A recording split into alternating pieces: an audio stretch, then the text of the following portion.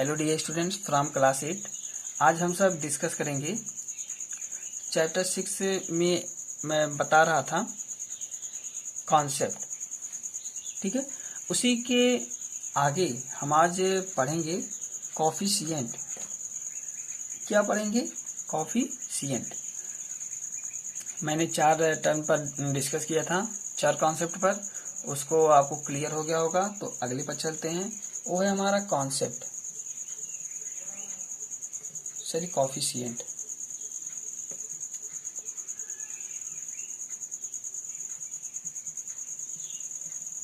Coefficients, इस पर हमें चर्चा करनी है। कोफिशिएंट क्या होता है, इसका डिफिनेशन देखते हैं। A coefficient of a term, a coefficient of a term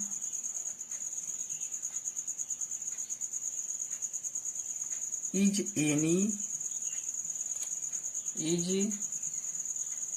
any factor or a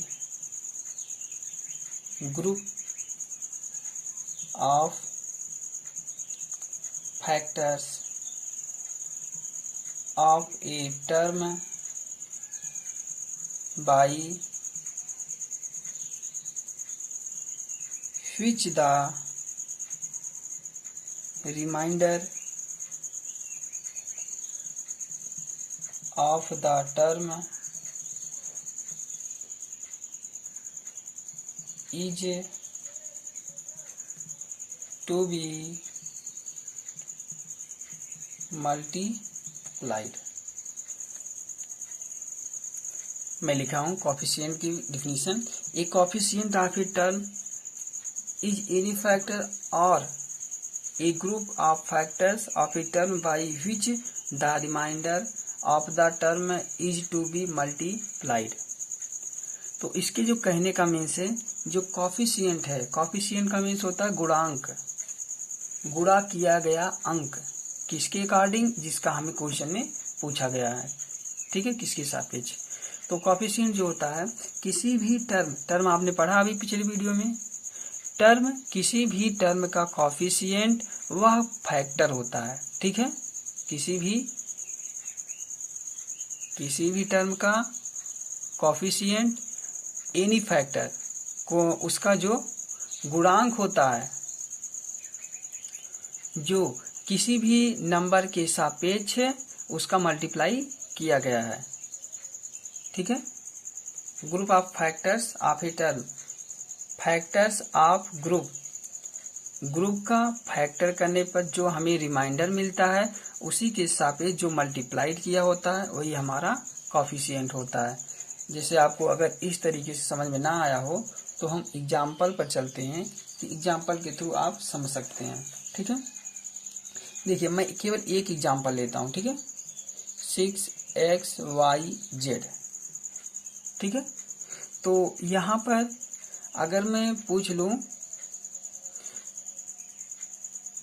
x का कोफिशिएंट कितना है, x का कोफिशिएंट कितना है, x का कोफिशिएंट जिसका पूछा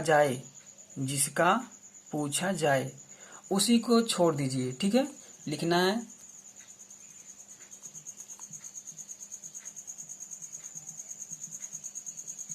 coefficient of x equal to, x को हटा दीजिए और जितना बचा है वही लिख दीजिए। ये हमारा हो गया कोफिशिएंट। ठीक है, ये किसका कोफिशिएंट है? x का।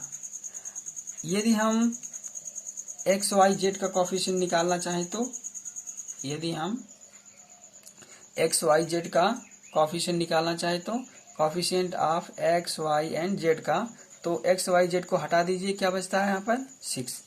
तो 6 हो गया। और y का पूछें तो y को रहने दीजिए और जो बचा है उसे लिख दीजिए 6xz। ठीक है, मुझे लगता है आपको समझ में आ गया है।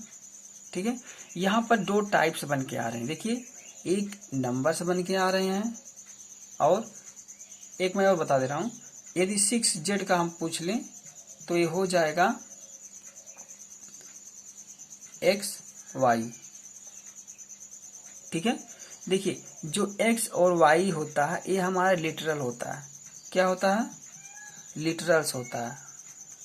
ओके, और जो 6 होता है ये हमारा न्यूमेरल्स होता है, नंबर्स होता है। ठीक है, यहाँ पर 2 टाइप्स बन के आ रहे हैं। कौन कौन सा टाइप हो रहा है? पहला टाइप जो है लिटरल कॉफिशिएंट, दूसरा है numerical coefficient.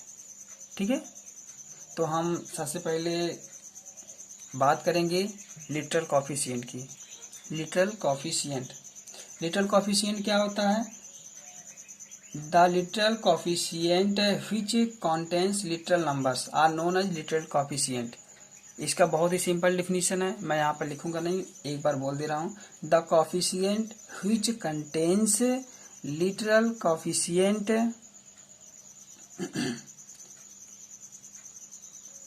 Are known as literal coefficient. एक बार फिर से सुनिएगा। The coefficient which contains, the coefficient which contains literal numbers, which contains literal numbers are known as literal coefficient. कहने का मीन्स यदि हमारे फैक्टर में कॉफिशिएंट में लिटरल नंबर आता है, कॉफिशिएंट में क्या आता है? लिटरल्स नंबर्स आते हैं। ठीक है, लिटरल नंबर्स आते हैं तो उसे हम क्या कहेंगे? Literal coefficient. जैसे कि एग्जाम्पल मैंने अभी पिछले में बताया था, जब इसका मैं डिफिनीशन बता रहा था कॉफिशिएंट का। तो यदि हम 6xyz में 6x का कॉफिशिएंट निकालते हैं तो क्या बचता है? yz, और yz हमारा क्या है? लिटरल है। ठीक है, और दूसरा टाइप जो है हमारा वो है numericals. Numericals coefficient. Numerical coefficient क्या होता है? A numerical coefficient is generally use with reference to the factor which is expressed in Arabic numerals. Arabic numerals मैंने आपको भी बताया कि यदि यही एग्जाम्पल हम लेते हैं 6xyz, इसमें हम यदि xyz का कॉफिशिएंट निकालें, xyz का कॉफिशिएंट निकालें तो कितना मिलेगा हमारा? 6, और -9x में x का कॉफिशिएंट निकालें तो बचेगा -9।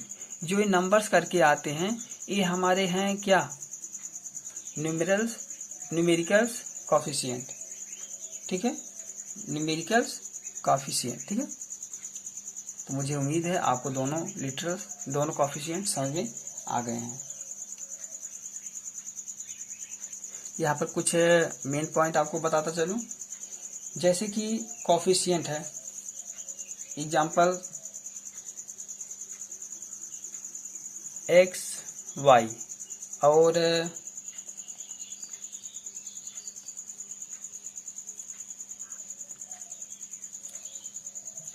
p q r।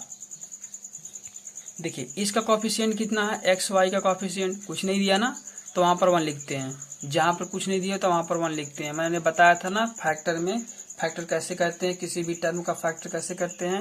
1 साथ में मल्टीप्लाइड होता है, लिखें या ना लिखें लेकिन 1 होता है। तो 1 अगर नहीं दिया तो 1 लिखा जाएगा। अभी पी क्यू आर लिखा गया है तो p की पावर 1, q की पावर 1 और r की पावर 1 लिख सकते हैं इसको हम। ठीक है, इस समझने के लिए। अब हम यहाँ पर पढ़ेंगे अगला हमारा जो कॉन्सेप्ट है like term. Like and unlike terms. Like and unlike terms क्या होता है? सबसे पहले हम लाइक टर्म्स पे आते हैं। लाइक टर्म्स होता क्या है? Like terms are terms that contains the same variables. Read, इसमें क्या होते हैं? वेरिएबल क्या होते हैं? सेम होते हैं। और वेरिएबल क्या होता है मैंने आपको बताया है। ठीक है, और अनलाइक टर्म में क्या होता है?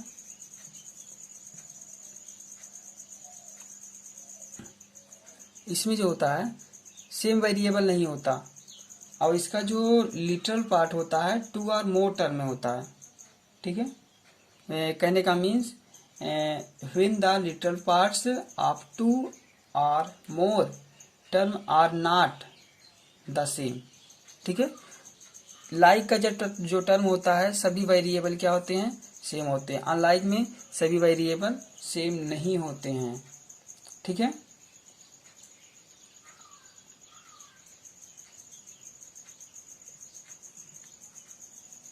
यहाँ पर हम लिख देते हैं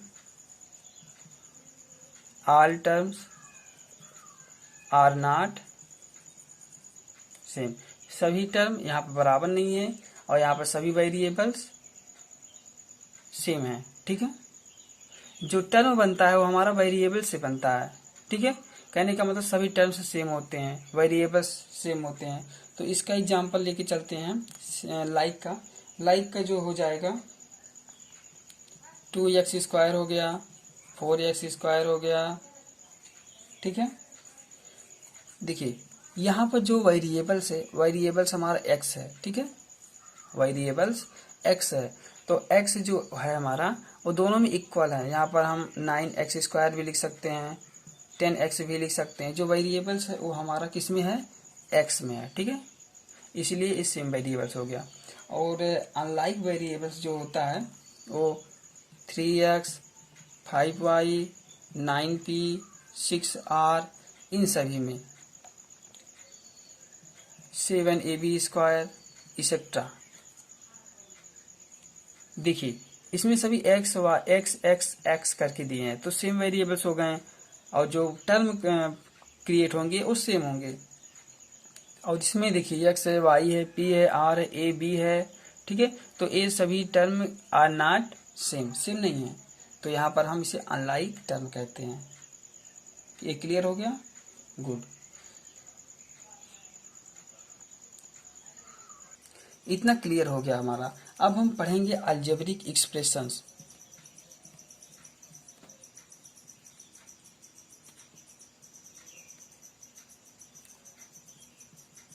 अलजेब्रिक एक्सप्रेशन। ठीक है, अलजेब्रिक एक्सप्रेशन क्या होता है, देखिए algebraic expression is A algebraic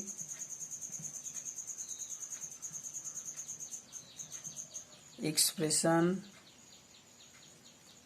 is a combination of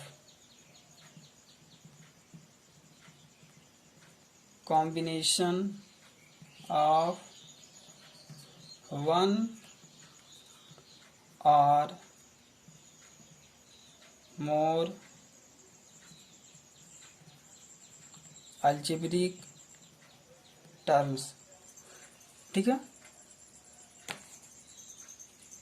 जो है algebraic expression is a combination of one और more algebraic terms. Algebraic term मैंने आपको बता दिया क्या होता है।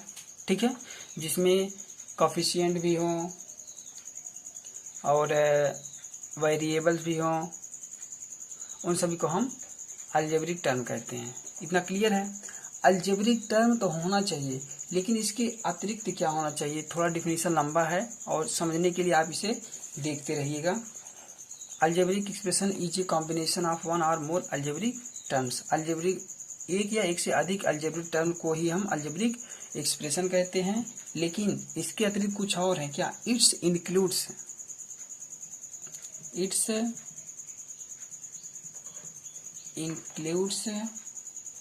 वेरिएबल्स, मैंने अभी बताया था ना, वेरिएबल्स, कॉन्स्टेंट्स, ये सब आप पढ़ते रहिएगा, नहीं तो आपको कुछ समझ में नहीं आएगा, ऊपर से उड़ जाएगा। Constants which are involved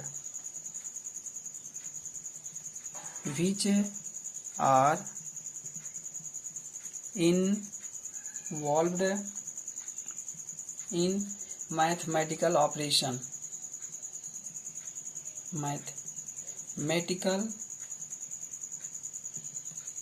operations such as addition,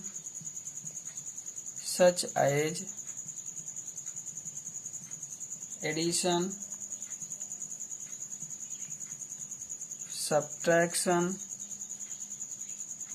multiplication,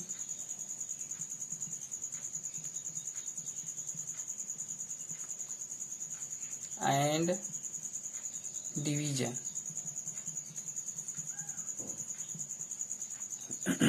मैं यहाँ पर क्या लिखा, algebraic expression is a combination of one और मोर अलजेब्रिक टर्म्स। एक या एक से अधिक अलजेब्रिक टर्म्स के कॉम्बिनेशन को ही हम अलजेब्रिक एक्सप्रेशन कहते हैं। ठीक है, इसमें क्या क्या इंक्लूड होता है, it's include variables, constant, which are involved in mathematical operation. Variables होते हैं, कांस्टेंट होते हैं, जो किसके माध्यम से जुड़े होते हैं, मैथमेटिकल ऑपरेशंस के माध्यम से।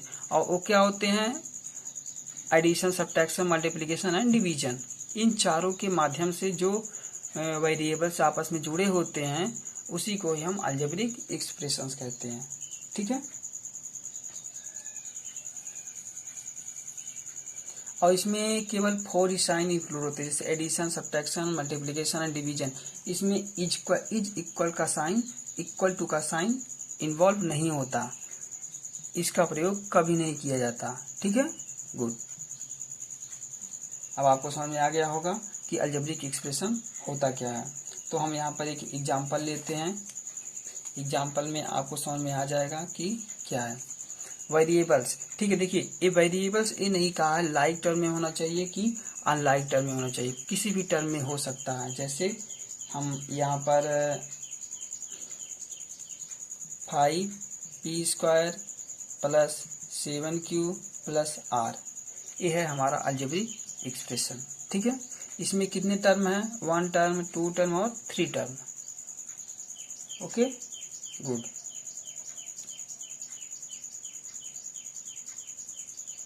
और आपको यहाँ और बता दूं ये चीज कि जो वेरिएबल्स होते हैं उसकी जो पावर होती है वो डिफरेंट पावर होती है, डिफरेंट टाइप के होते हैं। ठीक है, वेरिएबल्स में भी यहाँ पर आपको शॉर्ट में लिख देना है, variables may be raised to different power। Variables में भी यानी जो वेरिएबल्स होते हैं उसकी जो पावर हो अलग अलग हो सकती हैं। ठीक है, इसमें आपको परेशानी की कोई बात नहीं है। देखिए अब तो हमारा अलजेब्रिक एक्सप्रेशन भी क्लियर हो गया और मुझे लगता है आपको समझ में आ गया है। और मैं एक एग्जांपल और लेके चलूं, आपको थोड़ा क्लियर हो जाए। x² plus y plus z, ये देखिए ये भी हमारा एक अलजेब्रिक एक्सप्रेशन है। कोई ये मानी बात नहीं है कि आप इसे 3 टर्म में लिखें, ऐसे भी लिख सकते हैं। ये भी हमारा अलजेब्रिक एक्सप्रेशन है, यह भी अलजेब्रिक एक्सप्रेशन है, ये भी अलजेब्रिक एक्सप्रेशन है। ठीक है, तो मुझे लगता है आपको इस समझ में आ गया है। और वीडियो भी लंबी होती जा रही है, इसमें अभी हमें बहुत सी चीज़ें पढ़नी है, जैसे कि पॉलिनोमियल्स हुआ, उसके टाइप्स हुए। ठीक है, और अलजेब्रिक एक्सप्रेशंस पर क्या क्या ऑपरेशंस होते हैं वो हमें पढ़ने हैं। ठीक है, देखिए हमें जो पढ़ना था मेन वो हमारा अलजेब्रिक एक्सप्रेशन है। अलजेब्रिक एक्सप्रेशन में आप इसे नोट कर लीजिएगा कॉपी में और इसको अच्छे से समझ लीजिएगा कि अलजेब्रिक एक्सप्रेशन होता क्या है। यदि आप सभी टॉपिक को अलग अच्छे से समझेंगे तभी आप एक्सरसाइज को सॉल्व कर सकते हैं, क्योंकि ये हमारा जो दिया गया है अलजेब्रिक एक्सप्रेशन ये अब मिलता ही चलेगा। आपको 9th में मिलेगा, 10th में मिलेगा, 11th 12th सभी क्लासों में मिलेगा। इसका लेवल तो यहाँ पर छोटा है लेकिन आगे बढ़कर विस्तृत हो जाएगा। तो आज के लिए बस इतना ही। अब अगले वीडियो में हम लेके आएंगे पॉलिनोमियल्स। अभी हमारा कॉन्सेप्ट ही चल रहा है। ठीक है, मुझे लगता है कि अभी एक वीडियो में कॉन्सेप्ट ही चलेगा। तो आप सब इसे कॉपी में नोट कीजिएगा, अच्छे से पढ़िएगा, समझिएगा। जहाँ कहीं भी प्रॉब्लम हो तो आप हमें कमेंट करके बताइए, हम उसका सॉल्यूशन आपको अवश्य देंगे। और हाँ, यदि आप हमारे चैनल पर नए हैं तो चैनल को प्लीज़ सब्सक्राइब कर लीजिए और बेल आइकन को प्रेस कर लें, जिससे नई वीडियो सबसे पहले आप तक पहुँचे।